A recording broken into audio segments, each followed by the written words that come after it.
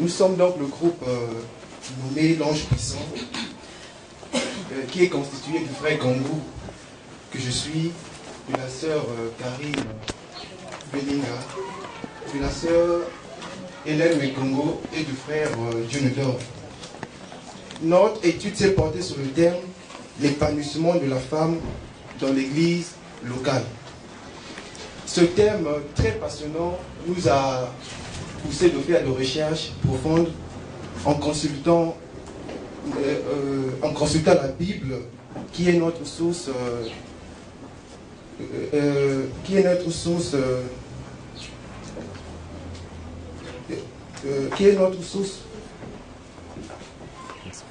d'inspiration, et en lisant les écrits des hommes de Dieu qui ont la même position que nous sur ce sujet. Tout ceci pour élargir au mieux notre champ de vision afin de présenter un travail parfait. Après avoir fait le briefing de nos différentes recherches, nous avons élaboré notre plan de travail comme suit. Nous avons donc parlé du féministe évangélique. Nous l'avons défini d'une manière générale.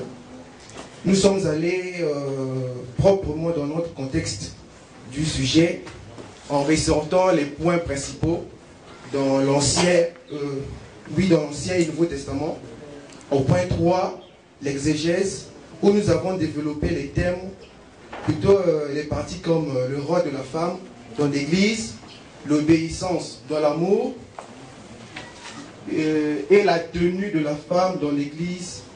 Et enfin, nous avons conclu. En introduction, nous avons dit ceci. La différence entre l'homme et la femme. Depuis la fondation du monde, il y a eu des incidences dans leur rapport mutuel. Et dans toutes les sphères de l'ordre, et dans toutes les sphères de leur environnement. Cette différence a parfois été exploitée pour le meilleur et d'autres fois pour le pire. L'Église n'a pas échappé aux conséquences, souvent délicates, du rapport homme-femme. La question donc de l'épanouissement de la femme dans l'Église revient à l'ordre du jour. Pour toutes les églises contemporaines, certaines, avec la tradition, considèrent que la femme, contrairement à l'homme, a quelques restrictions à l'égard de sa fonction dans l'Église. D'autres, par contre, disent qu'il n'y ait aucune différence fondamentale entre les deux êtres. Voilà donc ce qui fera l'objet de notre étude que nous aurons à développer dans la partie d'exégèse. Rappelons que nos arguments seront puisés uniquement dans la partie, plutôt dans la parole de Dieu, qui est la Bible, car notre foi n'a de règle que l'Écriture sainte.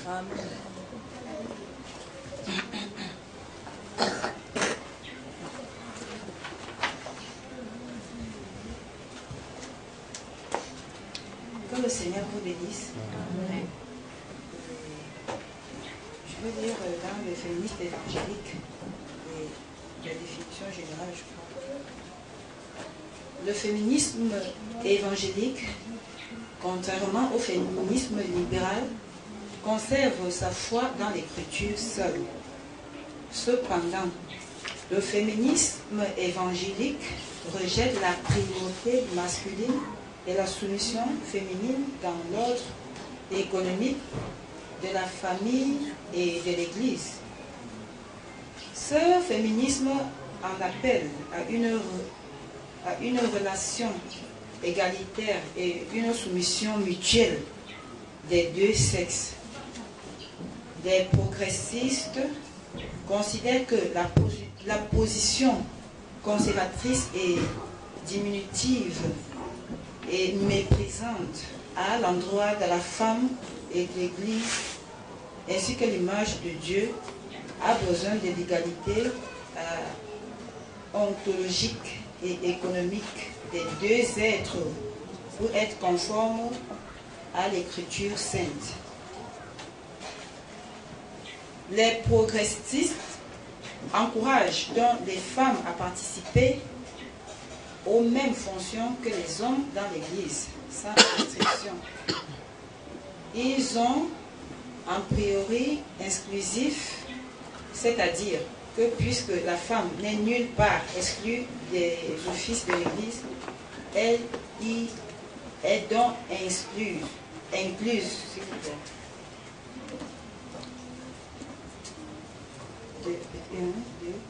Le contexte. Faisons tout d'abord des investigations dans l'Ancien Testament afin d'y découvrir ce que pouvait bien jouer le rôle de la femme dans la société juive et païenne. Puis dans le Nouveau Testament, pour y découvrir également quelle est sa place dans l'Église du 1er siècle et qu'aujourd'hui, jusqu'à aujourd'hui.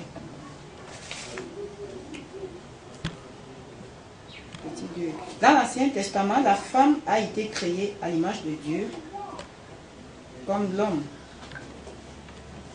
Elle est son vis-à-vis, son aide, semblable à lui, comme Ève l'était pour Adam. Ayant eu le rôle déterminant dans la chute, elle en subit plus gravement les conséquences. Elle connaîtra la douleur de l'enfantement et son mari dominera sur elle. Genèse 3, verset 16. Et Éphésiens 5, verset 23 à 24. Vous pouvez lire à la maison. Paul ajoute, elle sera néanmoins sauvée en devenant mère si elle persévère avec modestie dans la foi, dans l'amour et dans la sainteté. Vous allez lire aussi 1 Timothée, chapitre 2, verset 15.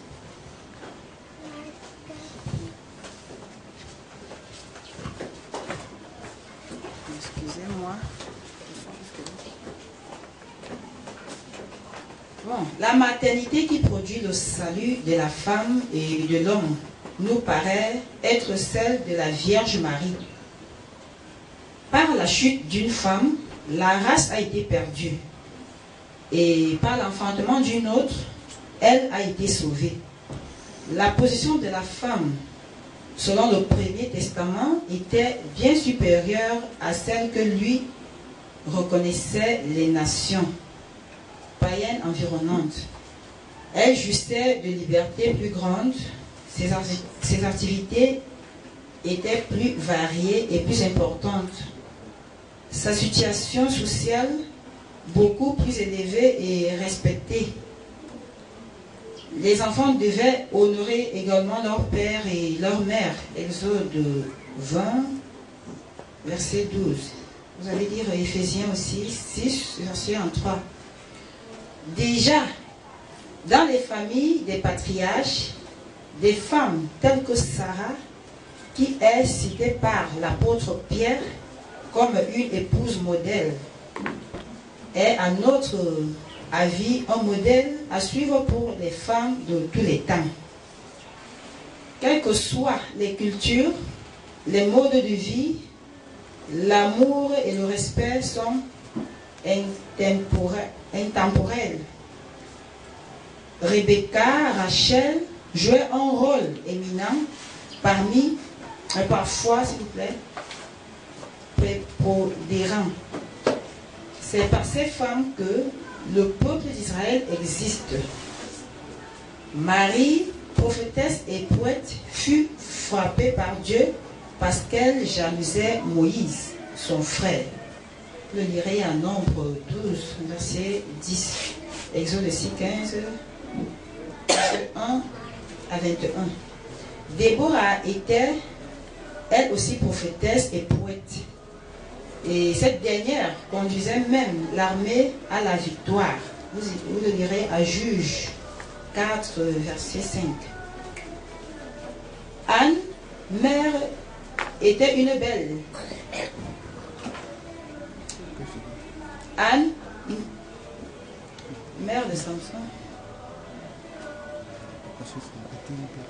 Anne était une belle femme, une belle figure de femme, pieuse et remarquable, douée. Vous le lirez à 1 Samuel, à partir du verset 1.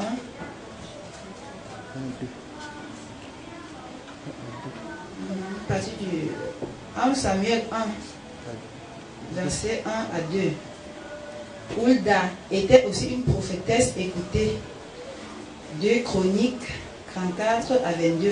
Esther, qui était une très belle femme juive devant la reine du royaume d'Assyrus, dont les 127 provinces s'étendaient de l'Inde en Éthiopie.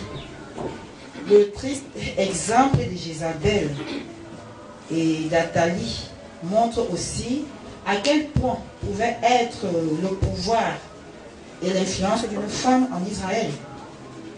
Même Élie tremblait devant elle et dut s'enfuir de son pays et marcha pendant 40 jours et 40 nuits.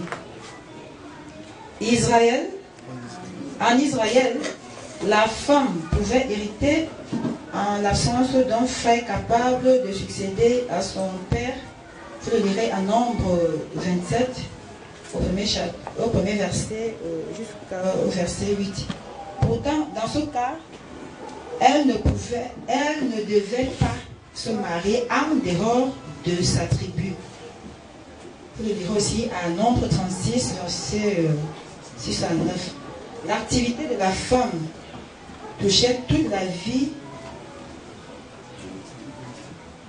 domestique. Elle pouvait s'occuper des troupeaux, travail assez fatigant pour une femme de constitution normale.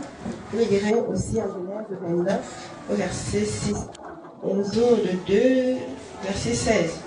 Filer la laine et faire des vêtements pour la famille. Vous le direz aussi à Exode 35, 26. On n'a pas le temps de citer.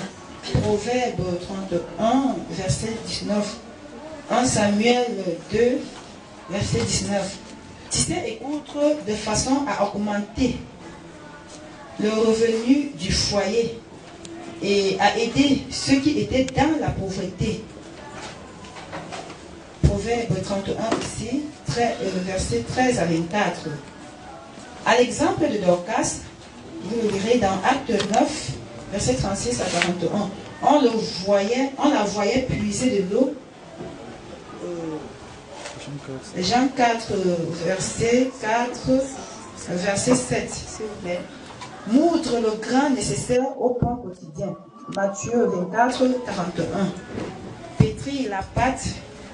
Exode 12, 34. Deutéronome 28, 7. Préparer les repas. Genèse 18, 6. 2 Samuel 13, 8.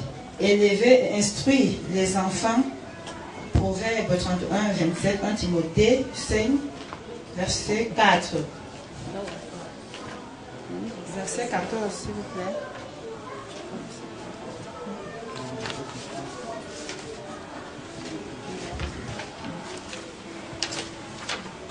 Voyons à travers cette énumération que la femme ne manquait pas d'activité et nous pourrions continuer ainsi pendant longtemps car les exemples sont très nombreux. Passons maintenant au Nouveau Testament. Je vais passer au micro à ça. Que le Seigneur vous bénisse. Amen. Nous allons parcourir le Nouveau Testament. Dans le Nouveau Testament achève d'élever la position de la femme au sein de l'Église. Car à l'époque de Jésus, la cote de la femme avait sérieusement baissé comme le degré de spiritualité.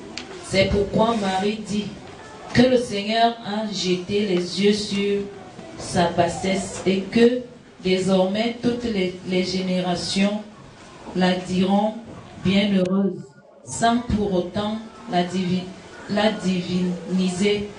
Honneur qui rejaillit sur toutes les femmes. Luc 1, 48. Jésus a toujours eu des égards pour les femmes.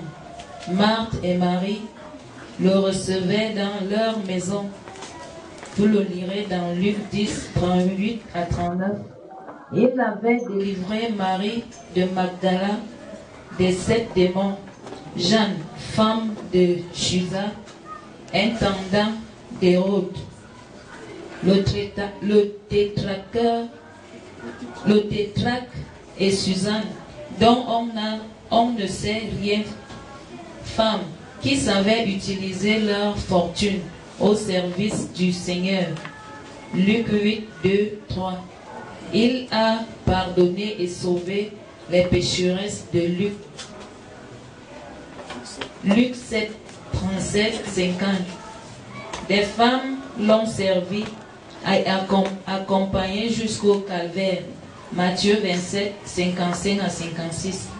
Puis, les premières au tombeau, puis jusqu'au sépulcre, verset 61. S'étant préparées pour l'embaumer, elles se rendirent les premières au tombeau. Le jour de Pâques, Luc 23, 56 et 24, verset 1. Le Seigneur a ressuscité, leur apparut à elles d'abord, et elles eurent l'honneur et le grand privilège d'être les premières à proclamer sa victoire sur la mort. Matthieu 28, 9, 10, Luc 24, 9, 11. Ces femmes aimaient vraiment leur Seigneur dans une soumission à la grandeur de leur amour. Avec la mère de Jésus, elle était parmi les 120 disciples de la chambre haute et furent elles aussi baptisées du Saint-Esprit. Acte 1, 14.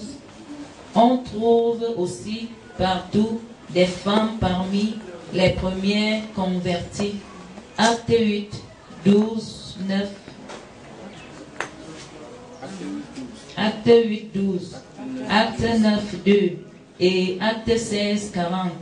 Dans l'Église, nous voyons d'emblée des femmes se distinguer par leur acte de piété et leurs bonnes œuvres.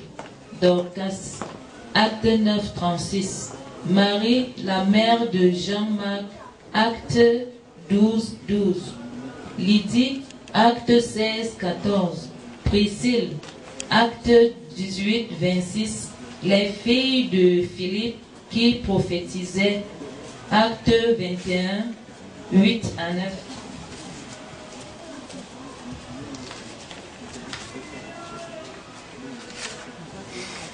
Nous continuons dans le rôle de la femme dans l'Église.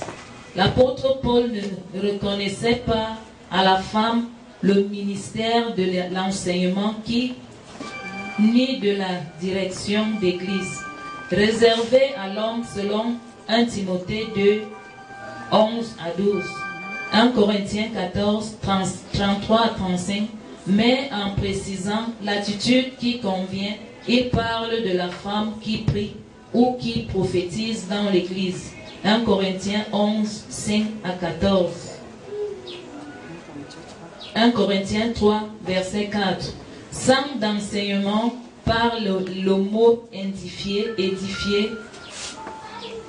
parmi de nombreux autres ne peut s'appliquer à la femme. Il est indéniable cependant que celle-ci prophétise dans l'Église, mais comme l'Écriture ne peut se contredire, sa prophétie se cantonnait dans l'exhortation, la consolation et peut être aussi annoncer l'avenir comme Agabus dans Acte 11, 28. Paul mentionnait plusieurs femmes qui étaient, rappelons que l'œuvre de Dieu ne s'arrête pas seulement au ministère de la parole, mais aussi dans les domaines d'activité très variés et parfois très terre à terre. Romains 16. Poébé, verset 11. Prisca ou Priscille, verset 3. Marie, verset 6. Perside, verset 12. Julie, diaconesse dans l'église primitive, ce qui s'applique aux prophétesses s'appliquait également aux diaconesses.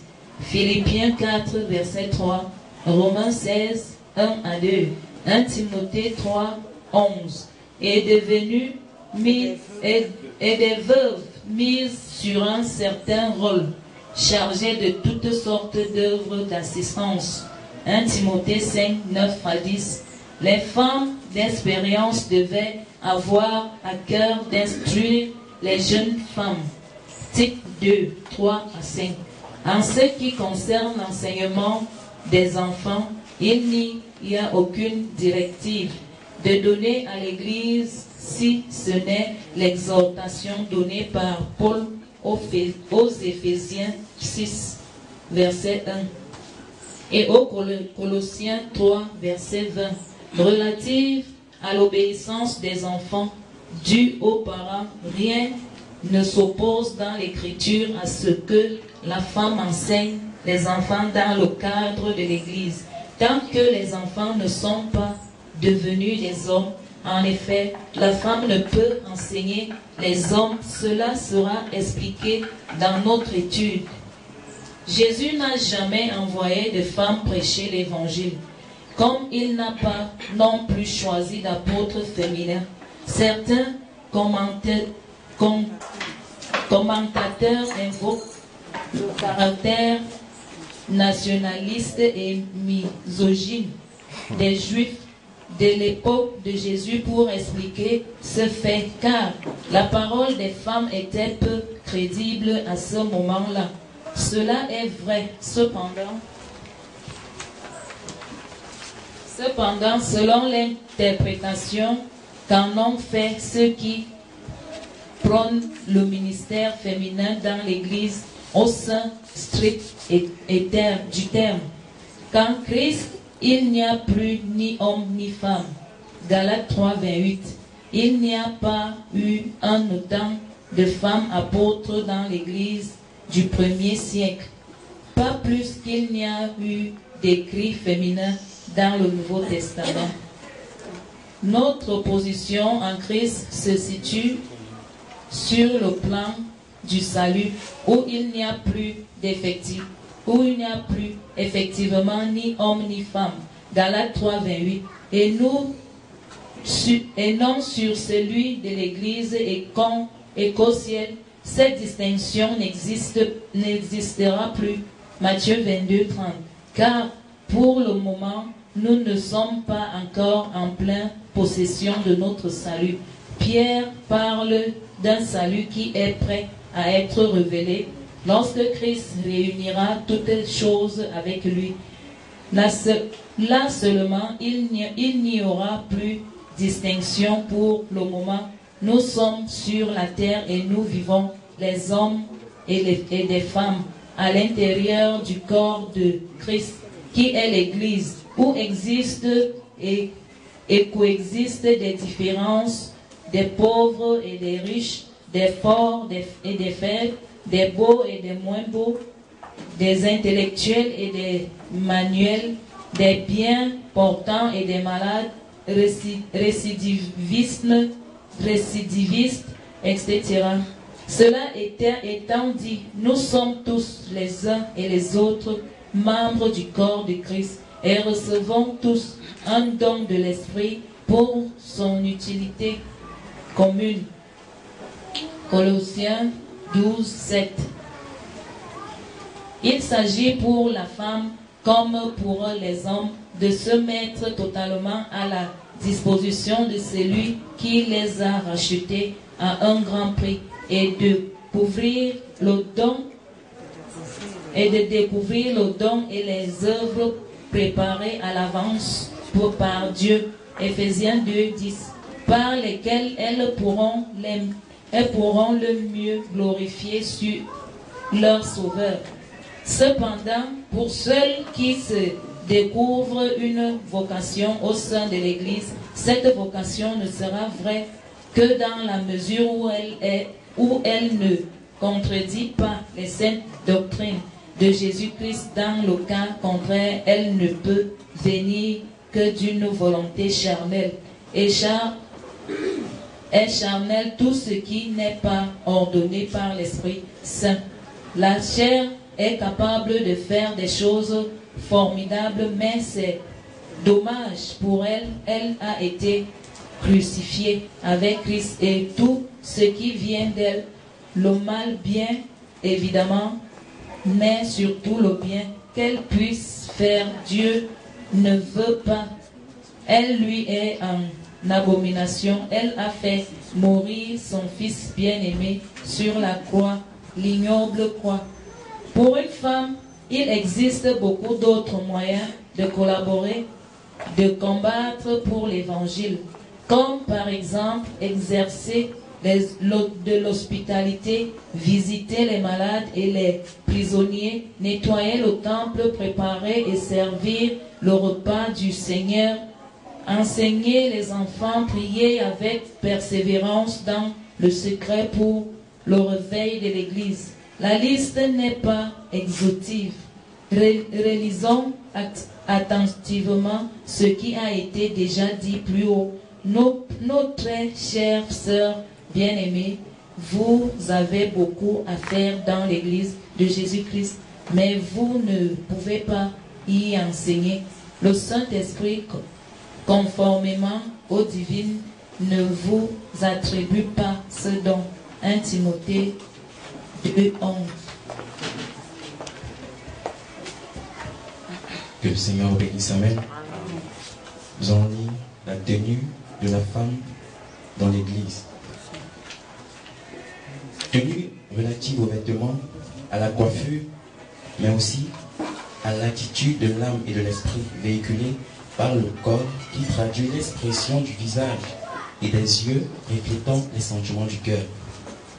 Ne disons pas que les yeux sont la fenêtre de l'âme. Lisons très attentivement le texte suivant et méditons-le dans un esprit d'amour, de prière et de soumission. 1 Corinthiens 11, du verset 1 à 16. Bon, puisqu'il n'y a plus assez de temps, nous vous invitons à lire cela à la maison. Pour ce qui est de la tenue vestimentaire de la femme dans l'Église, là encore, les textes sont suffisamment clairs. 1 Timothée 2, 9 à 10. Combien de nos jours ces textes sont bafoués? Pensez-vous que le Saint-Esprit n'accorde pas d'importance à cela? Nous pensons que nos responsables d'Église devraient nous faire croire, puisqu'ils n'enseignent plus ces textes, de peur d'être pris pour des ringards. S'il vous plaît, je vais juste essayer de lire la conclusion pour terminer.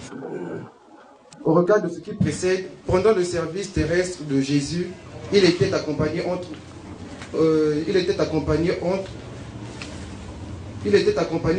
autres par des femmes. Dans Luc 13, quelques-unes d'entre elles se terrent sur la croix lorsqu'il souffrit et mourut, en portant le péché de l'humanité. Elles l'accompagnèrent à son dernier lieu de repos, et le troisième jour après sa mort, elles furent les premiers témoins de sa résurrection. Après son ascension, elles attendirent la venue du Saint-Esprit avec les 11 apôtres. Et comme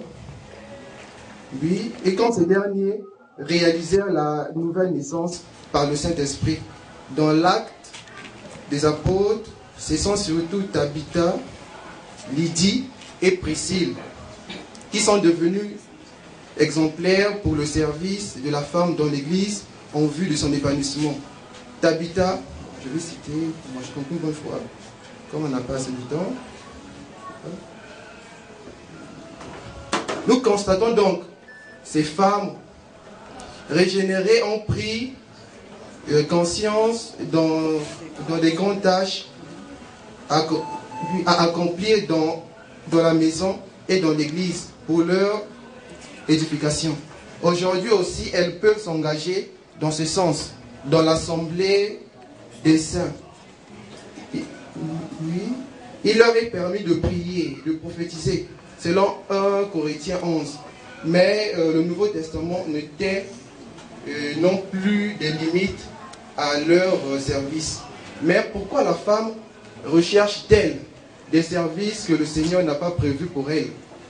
alors qu'un spectre très large de possibilités lui est ouvert.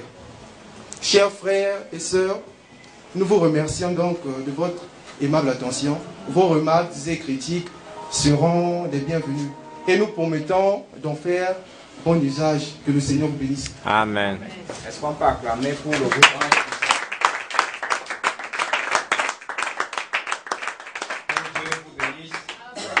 Nous allons donc passer à la séance de questions-réponses. On a moins de 15 minutes, hein, ça veut dire qu'il faut qu'on aille vraiment vite. On va poser des questions. Et tout à l'heure, vous allez noter à la fin de la séance de questions-réponses. Je rappelle le barème des notes, n'est-ce pas? La note, c'est sur 20. Maintenant, elle est divisée en plusieurs sous-notes. C'est-à-dire, l'habillement sur... C'est sur combien? C'est 2. Sur 3. C'est sur 3, n'est-ce pas? Voilà. Le document sur 3. Voilà. Maintenant, la manière d'exposer sur 4. Et la pertinence maintenant de l'exposer sur 10. C'est la somme de tout ça qui vous donne la note totale. Amen. C'est même pas que vous regardez à Gapo, vous trouvez que son plan ne vous plaît pas, vous mettez 2. Est-ce qu'on se comprend? Voilà. Donc on va passer à la séance de questions-réponses. Quels sont ceux qui ont des préoccupations? La parole est à vous. C'est eux qui... Non, c'est eux qui doivent donner la parole. C'est eux qui vont donner? C'est eux qui doivent prendre les questions. Parce qu'il a levé le doigt là en votre direction. Oui, moi je vais juste donner le micro. Ah, ok. Que la personne parle et que tout le monde puisse suivre. Que le Seigneur vous bénisse. Amen. Que Dieu vous bénisse au nom de votre exposé. Amen. Mais il y a quelques points que j'ai notés ici. C'est que premièrement, excusez-moi de vous le dire, vous avez beaucoup parlé du rôle de la femme dans l'église, mais pas de l'épanouissement de la femme dans l'église. Parce que l'épanouissement, d'après le dictionnaire Larousse 2001, l'épanouissement se définit comme le fait de se sentir bien tant physiquement qu'intellectuellement, se développer dans toutes ses potentialités. Donc ça veut dire que quand on veut parler de l'épanouissement, d'abord dans l'église locale, vous comprenez ce qu'on appelle l'église locale qui est dans l'église. Comment est-ce qu'une femme peut se sentir bien physiquement et intellectuellement, se développer dans toutes ses potentialités. Donc c'est un peu une première remarque que je suis là. Et j'ai deux questions à la suite. Ma première question est celle que je pose à tous les autres groupes précédents. Est-ce que le mariage joue-t-il un rôle dans l'épanouissement de la femme dans l'église locale? Comme première question. Est-ce que le mariage joue-t-il dans l'épanouissement de la femme dans l'église locale? Et ma deuxième question que j'ai à poser, c'est, vous avez dit que le développement dans l'église vient généralement par la femme. Et pourquoi on sait que le développement de l'église vient parfois par la femme? Mais je vous dépendre des questions. Mais je vous rappelle ma première question qui est: est-ce que le mariage joue-t-il un rôle essentiel dans l'épanouissement de la femme dans l'église locale?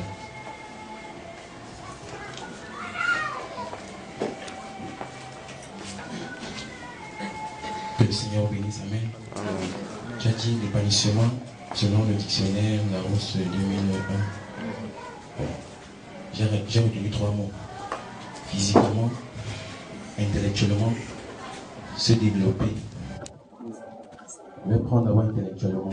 Comment une femme peut se sentir intellectuelle dans la maison de Dieu si elle ne peut pas, je sais pas, lui prêcher là, ou bien si elle ne peut pas se tenir devant des hommes pour parler. La seule manière pour elle de se développer de manière intellectuelle dans l'église locale, c'est le fait pour elle de lire la Bible, de méditer, parce qu'elle ne pourra rien faire d'autre que ça, ou bien enseigner les enfants à l'école du dimanche. S'épanouir intellectuellement, elle ne pourra que faire ça. Et nous l'avons énumérer dans notre exposé, je crois, dans le rôle de la femme. Parce que le rôle de la femme dans l'église locale ne peut être que basé sur ces trois thèmes que tu viens de dire, physiquement, intellectuel et se développer. Bon, elle va s'épanouir physiquement de quelle manière? Bon, moi par exemple, j'aime bien jouer au football. Je peux aller courir là dehors. Je vais bien m'épanouir avec un bon ballon. Mais comment une femme donc, et bon ça ce n'est même pas dans le cas de l'église, comment une femme donc peut s'épanouir à l'église, physiquement? On ne peut pas jouer, on ne peut pas, c'est pas dire que la chaise sur les boules, on va jouer, on ne peut pas faire ça. Bon, de quelle manière elle pourra le faire? Bon, il y avait quand même une tantine qui aimait son me taquiner en disant que même laver le sol, c'est un travail physique très intéressant, c'est un bon travail physique. Je ne sais pas où bien nettoyer, je ne sais pas quoi. Parce que il y a des gestes qu'on fait et c'est aussi bien pour notre corps intérieur. Et tu as aussi parlé de se développer. Bon, je ne comprends pas très bien comment une femme peut se développer dans l'église locale. Je ne sais pas comment je vais te répondre.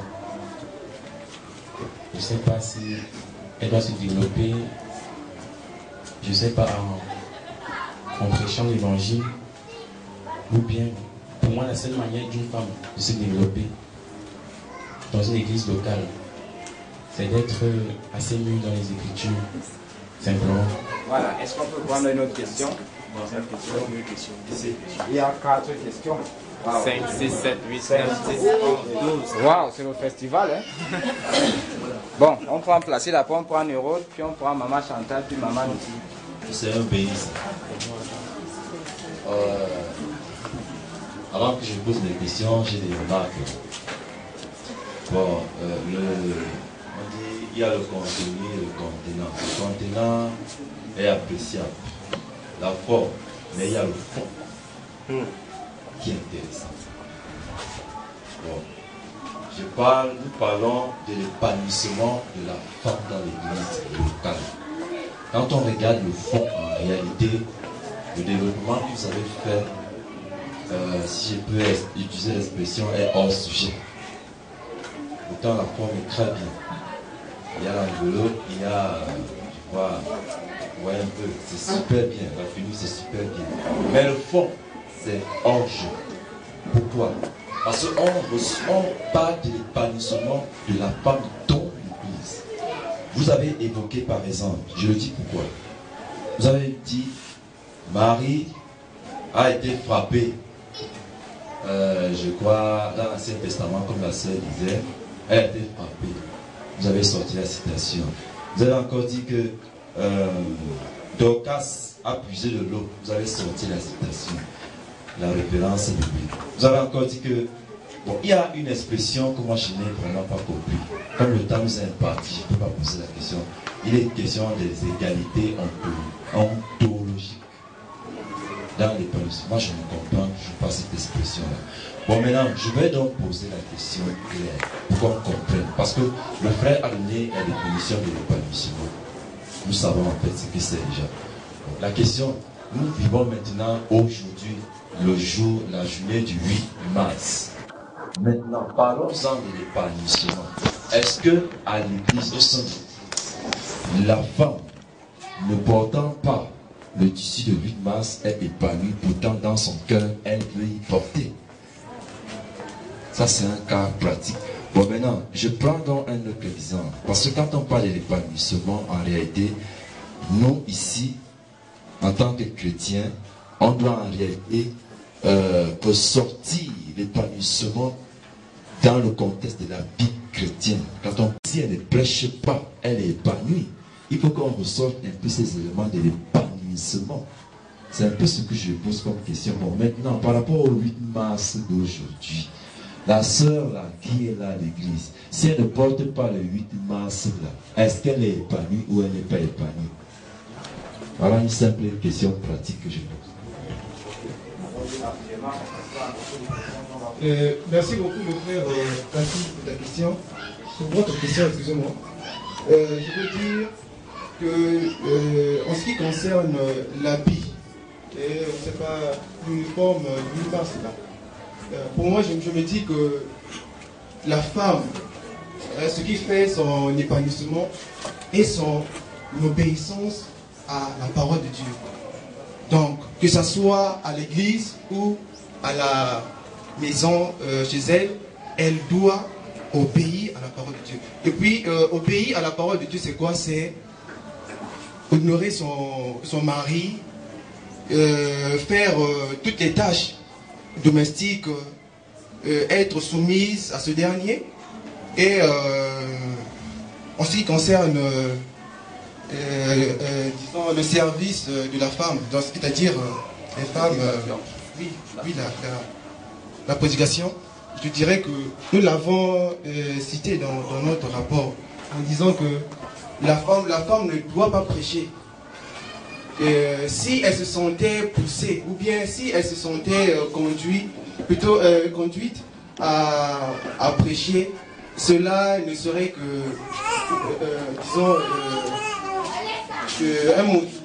disons, une motivation charnelle. Et puis tout ce qui est charnel est satanique. Donc nous disons que la femme doit plutôt doit se concorder à la parole de Dieu. Merci. Oui, on va prendre une succession de questions. Oui, on va revenir à toi. On va prendre successivement. Donc notez ces questions-là. Oui, allons-y. Ok, shalom à vous. Et félicitations pour votre exposé. Au fait, je n'étais pas là au début, donc je n'ai pas trop de points marquants à relever. Mais juste, je suis sensible aux petites expressions.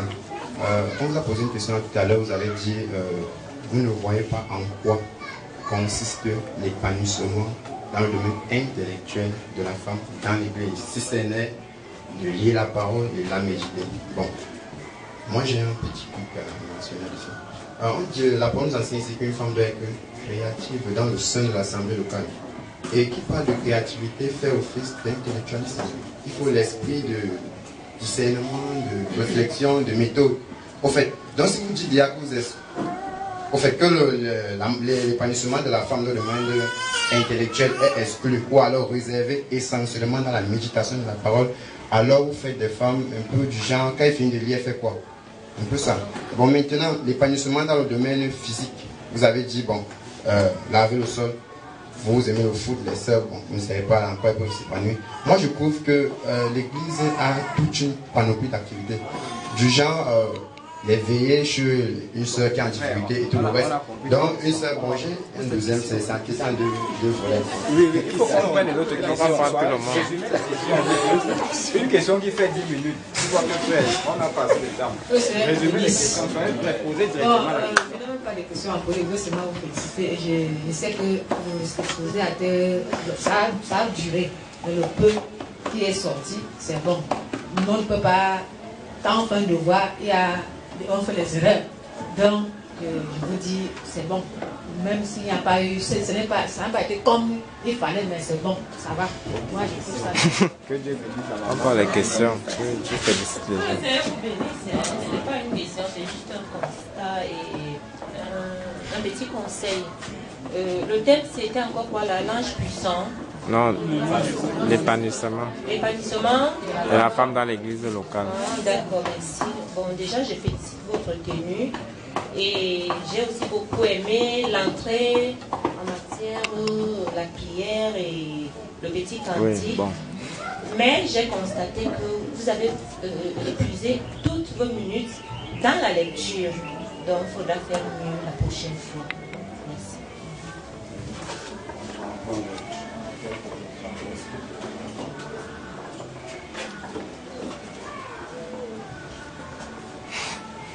Le Seigneur vous bénisse.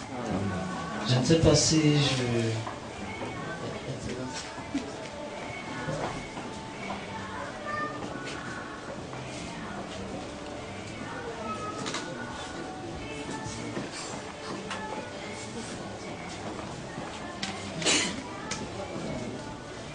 Ok, le Seigneur vous bénisse. Je voulais... Le temps est très court. Mais bon, je voulais quand même apporter une contribution au groupe exposé pour les féliciter déjà pour le travail qu'ils ont fait, la présentation du document et tout, c'est bien. Et maintenant, leur tenue physique et tout, c'est super. Maintenant, je voulais quand même apporter une petite contribution. Je vais la faire très rapidement comme l'Excellence me l'a demandé. Pour dire que peut-être que je partage un peu le point de vue du frère Plastique. En réalité, vous n'êtes pas resté vraiment dans le contexte, dans le sujet, quoi. Maintenant, il faut peut-être dire que l'épanouissement, quand on parle d'épanouissement dans l'église locale, c'est pour dire qu'il faut voir tous les aspects qui font à ce que la femme chrétienne de l'église, dans l'église locale, se sente bien dans sa peau, dans son esprit, dans sa tête et tout. Donc, et maintenant, je voulais dire que, ajouter à cela, que la base, je crois, c'est la parole de Dieu, puisqu'on est dans le contexte de l'église. Donc, la base, c'est la parole de Dieu. Et l'épanouissement, justement, pour ajouter à quelque chose aussi que le frère Bassi disait, l'épanouissement, justement, de la femme chrétienne rentre dans le contexte de la parole de Dieu et uniquement là. Et qui dit parole de Dieu pour nous en ce temps de la fin, selon la révélation qui nous a été donnée, dit 7 tonnerres, point. Ça veut dire que dans une vie de pureté, dans une vie de perfection, si une femme se sent frustrée, ça veut dire qu'elle n'a pas, elle sent qu'elle n'est pas à l'aise dans sa peau parce qu'elle n'a pas porté la vie du 8 mars, donc elle n'est pas épanouie, ça veut dire qu'elle a encore des désirs malsains. Si elle a envie de prêcher, et qu'elle se sent frustrée parce qu'elle n'est pas épanouie, parce qu'on ne lui permet pas de prêcher, ça veut dire qu'elle a des désirs malsains. Elle n'est pas une chrétienne. Son épanouissement est en dehors de la parole de Dieu. Donc, parce qu'ailleurs, c'est d'autres épanouissements ailleurs. Mais pour nous ici, maintenant, sur le plan intellectuel, pour ajouter au frère Axel Névod, la femme chrétienne, au-delà de tout, pour répondre aussi, ajouter quelque chose au frère Dieu nous dort, sur le plan intellectuel, la femme peut bien s'épanouir. Ça veut dire que quoi? La femme peut, il y a des contributions, il y a des choses que la femme peut apporter, il y a des têtes bien faites ici, des enfants qui vont à l'école. Il y a même, je voulais dire, des activités qu'on avait initiées, par exemple, dans le groupe de jeunes qui est mort de lui-même, ça dit, je ne sais pas comment ça s'est passé. En fait, c'était pour favoriser justement cet épanouissement sur tous les plans. Sur le plan intellectuel, on avait par exemple parlé d'un truc comme le Globe Journal. Où à l'église on pouvait peut-être avoir des femmes qui vont nous présenter le journal, hebdo, machin. Donc le plan intellectuel, la femme peut écrire des articles, elle peut écrire, faire des publications chrétiennes qui vont aider. Il y a beaucoup de choses que la femme puisse faire sur le plan intellectuel. Sur le plan physique par exemple, il y a des activités d'épanouissement qui peuvent être organisées, mais dans un contexte vraiment de la parole de Dieu. Le temps est court, peut-être qu'on reviendra dessus plus tard. Que le Seigneur vous bénisse. Bon, moi je clôture avec la dernière question. Une question terre à terre. Une soeur qui est dans l'église depuis 10 ans, qui veut se marier, le mariage ne vient pas. Voilà. La nuit, elle dort, les draps sont glacés. Elle veut s'épanouir, mais elle est frustrée. Et peut-être quand le mari de nuit vient dans les rêves, elle se dit que c'est lui qui va me délivrer en attendant que le vrai mari. Comment est-ce que cette femme-là peut faire pour s'épanouir? Que le Seigneur vous bénisse. Amen. La parole de Dieu dit, vous connaîtrez la vérité vous affranchira. Amen. Alors lorsque tu reçois le Seigneur Jésus comme ton Seigneur et Sauveur personnel, tous ces envies-là vous quittent. Cela ne veut pas dire que si une femme n'est pas mariée, elle ne peut pas être épanouie. Ce n'est pas seulement les femmes mariées qui sont épanouies. Même les femmes célibataires sont épanouies. Parce que vous n'allez pas me dire que le 8 mars c'est monté, c'est descendu. On a nagé dans ces choses-là, on n'a pas eu de résultats. Alors lorsque moi j'ai rencontré Christ, j'ai oublié toutes ces choses-là. Donc ça ne me dit absolument rien. Donc je vous en prie, ne vous attendez pas. Si une sœur a vraiment ce souci dans le cœur que le 8 mars, ça veut dire qu'il n'y a encore rien. Il n'y a rien. Que le Seigneur vous bénisse. Amen. Que le Seigneur vous bénisse. Amen. Bon, je vais juste te dire un truc pour finir. Je vais prendre un exemple pour un homme et une femme mariée. pour qu'une femme s'épanouisse du mieux dans son foyer, la seule manière pour une femme de s'épanouir pour ne pas mariée dans son foyer, c'est de servir son mari. On parle de l'épanouissement de la femme dans l'église locale. Bon. Le peuple d'Israël demandait, c'est pas tout ce qu'il voulait à Moïse. Et la parole de Dieu nous dit, les désirs de la femme se porteront vers son mari. Donc, on pourrait dire que Israël était comme la femme et Moïse était le mari. Bon, maintenant, si on revient dans le contexte réel, l'église est la femme du pasteur. Nous sommes dans l'église locale. Nous avons un foyer, église, pasteur, y compris hommes, bon, proprement dit, et femmes. Comment donc une femme, homme et femme, si on peut dire ça comme ça, peut s'épanouir dans son mariage mari-pasteur? Ce n'est que, c'est pas en lisant la parole, en faisant ce que son pasteur lui demande de faire. C'est ça l'épanouissement pour moi dans le mariage, si on parle de l'église locale. Elle peut s'épanouir en faisant simplement ce que son mari lui demande de faire. Voilà la petite conclusion que je voulais apporter. Voilà, on est arrivé dans le thème. Que Dieu vous bénisse, elles ne sont pas acclamées pour eux. Sur une partie, vous votez, sur l'autre partie, vous écrivez le nom du meilleur frère ou de la meilleure sœur qui vous a marqué durant cette semaine face à l'amour de servir le Seigneur. Que Dieu vous bénisse. Je vais demander après Joseph de recueillir les offrandes de l'école du dimanche. Et dimanche prochain, on aura un autre groupe qui va travailler. Amen. Je vous rappelle que voici le document que le groupe a sorti. Amen. Amen. Que Dieu vous bénisse. Amen.